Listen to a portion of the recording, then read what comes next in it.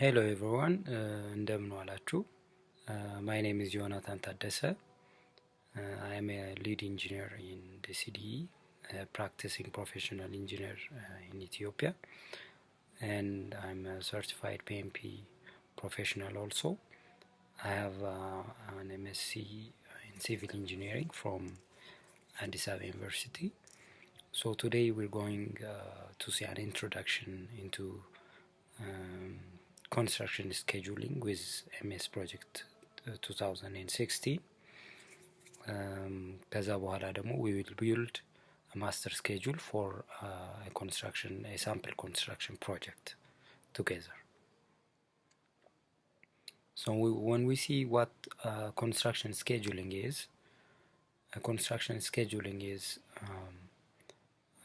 firstly, it is the process of listing all the project tasks.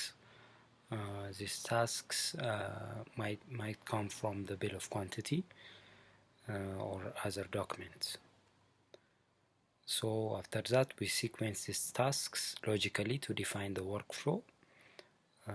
እንዴት ነው ስራው የምናሳካው የሚለውን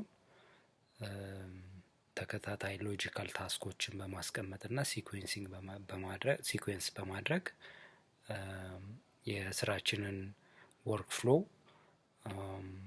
define እናደርጋለን. Then we assign time durations to tasks in order to plan the project timeline. Generally, our time will be the contractual time.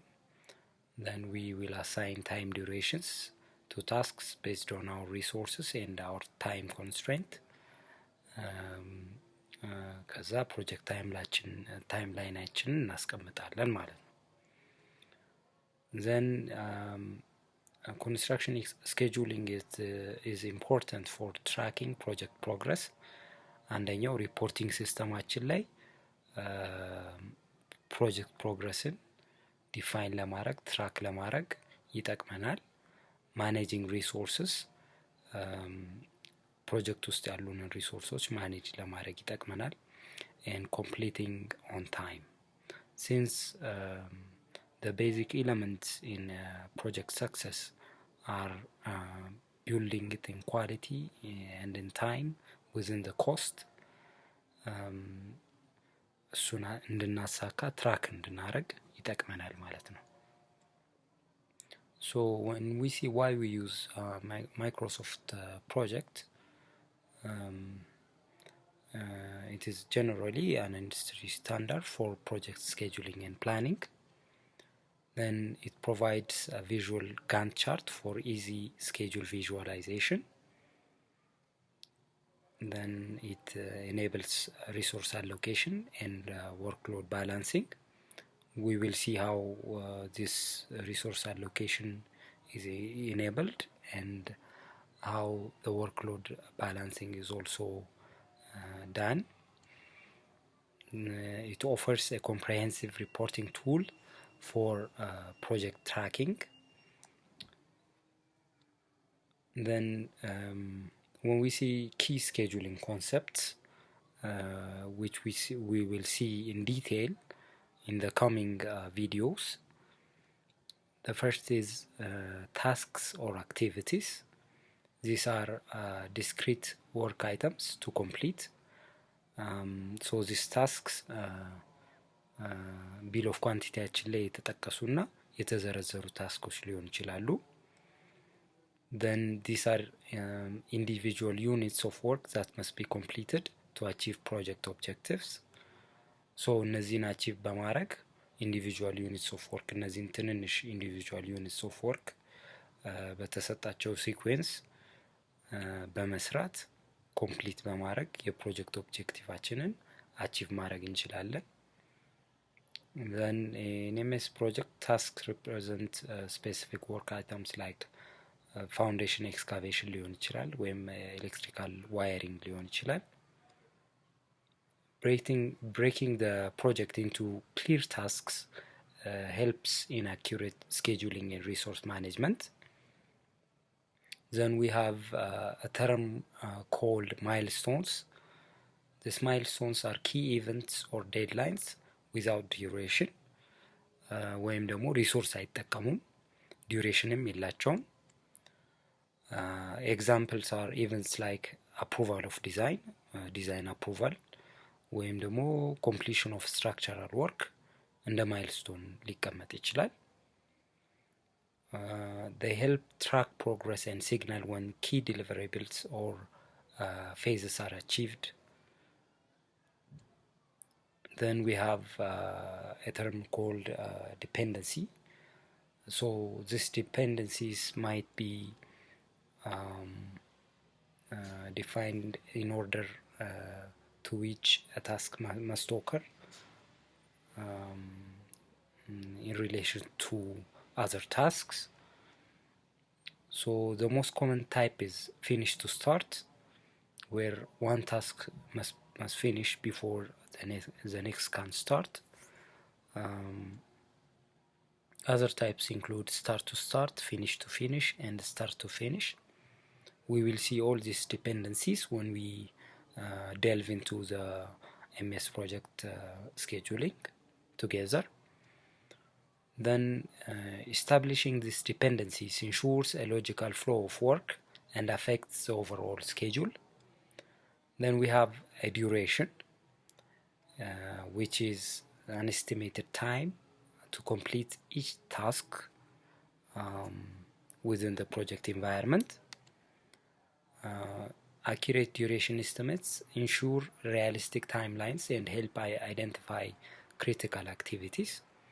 ዱሬሽን ኤስቲሜታችን አኩሬት በሆነ ቁጥር ሪያሊስቲክ ታይም ላይን ይኖረናል። ይሄ ሪያሊስቲክ ታይም ላይን ደግሞ it helps identify የፕሮጀክታችንን ክሪቲካል አክቲቪቲዎች። ሶ ክሪቲካል ፓዝ የምንለው ደግሞ ተርም አለ። ይሄ ተርም ምንድነው? it is the longest path of dependent tasks determining total project time. የፕሮጀክቱን ቶታል ፕሮጀክት ታይም የሚወስነው ክሪቲካል ፓዛችን ነው።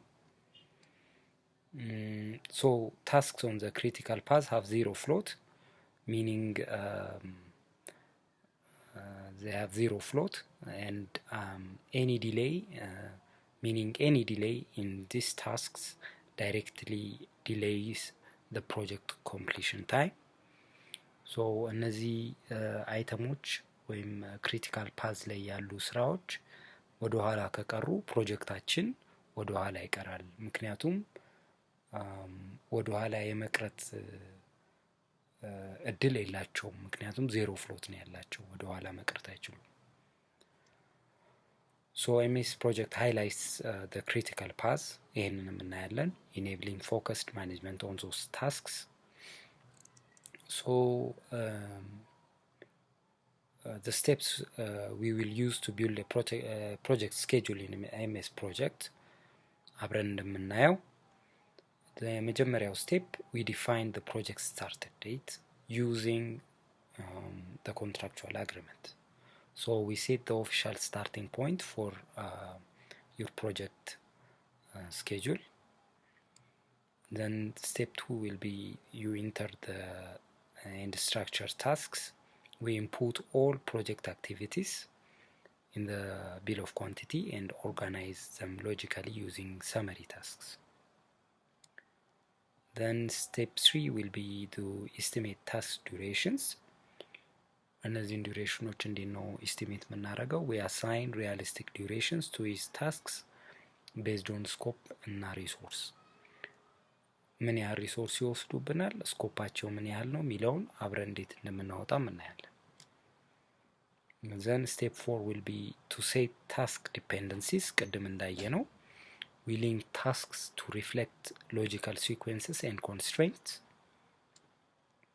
Then step 5 will be assign resources, allocate personnel, equipment and materials necessary for tasks.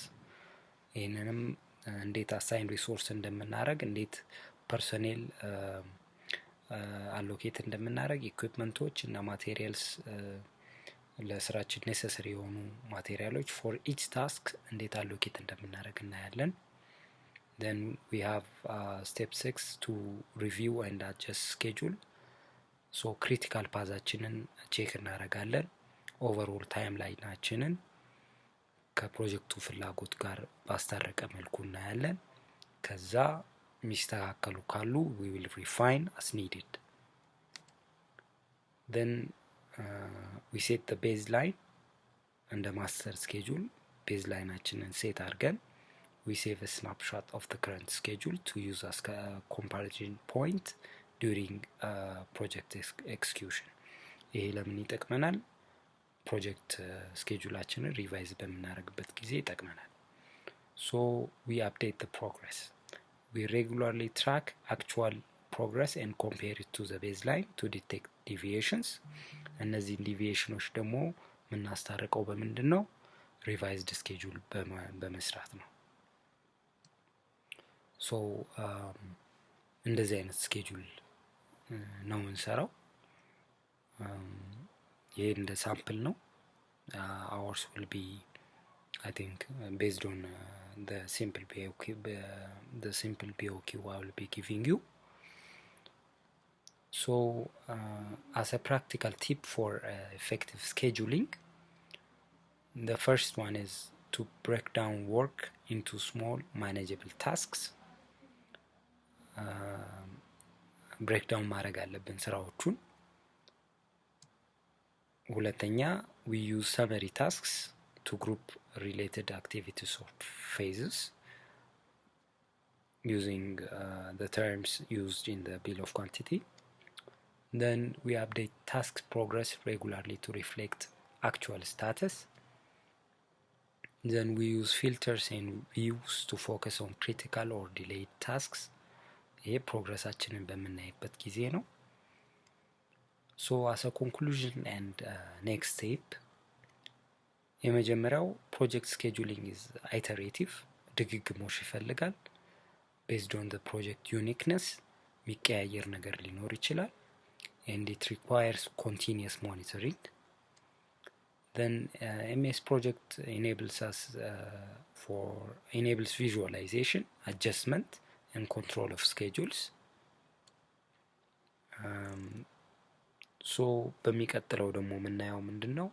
our next step will be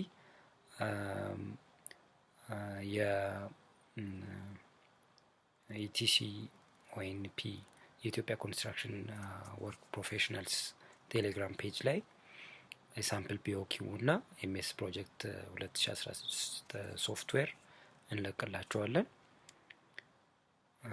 then you will download እሱን ዳውንሎድ አድርጋችሁ we will head to the next video ማለት ነው። እንደዛ እያለን ልምምዳችንን እንቀጥላለን። so እንደዛ ካረጋችሁ በኋላ ደግሞ የስኬጁሊንግ ፕራክቲሳችንን እንቀጥላለን ማለት ነው። thank you very much. I hope ፕሬዘንቴሽኑ ኒት እና ሲምፕል ሆኖ የሚገባ እንደሆነ አስባለሁ። see you on the next session. Thank you.